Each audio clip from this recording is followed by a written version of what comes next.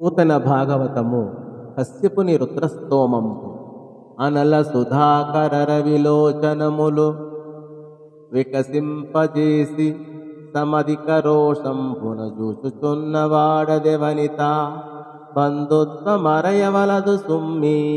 అగ్ని, చంద్రుడు, సూర్యుడు ఆ రుద్రుని నేత్రాలు. ఆ త్రినేత్రుడు ఆ కన్నులు పెద్దవి చేసి మన వైపు అధిక రోషంతో చూస్తున్నాడు. ఆయన మన బంధువే కదా, పర్వాలేదు అని ఏమీ అనుకోవద్దు సుమా అని ఈ పద్య భావం. అతనికి తలపోయ హితాహితులను సమ్మాన్యులను విహీనులు అతిగర్హితులను లేరీసుడు సమతియును నిఖిలైక భూతమయుడైయుండన్. రుద్రునికి మిత్రులు, శత్రువులు, మాన్యులు, సామాన్యులు, నచ్చినవారు, నచ్చనివారు అనే భేదాలు లేవు. ఆయన సమబుద్ధి కలవాడు, సర్వ ప్రాణులయందు తాను అంతర్యామిగా ఉంటాడు అని ఈ పద్య భావము.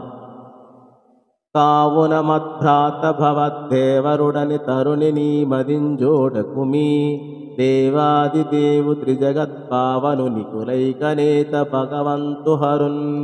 ఓ వనిత, మా సోదరుడైన ఆ దేవదేవుని మరిది గదా అని మనస్సులో పర్వాలేదు అనుకోవద్దు.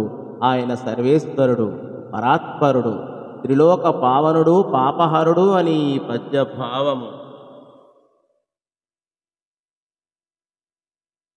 ఏమును సత్పురుషులైన విజ్ఞానవంతులను భుక్త భోగంబై దురతోన్యస్తంభైన పుష్పమాలికయునుంబోలె అమ్మహాత్ముని చరణారవింద వందనాభిలాషిని అయిన అవిద్యాదేవిననుసరింతు వర్తింతు మదియునుగాక.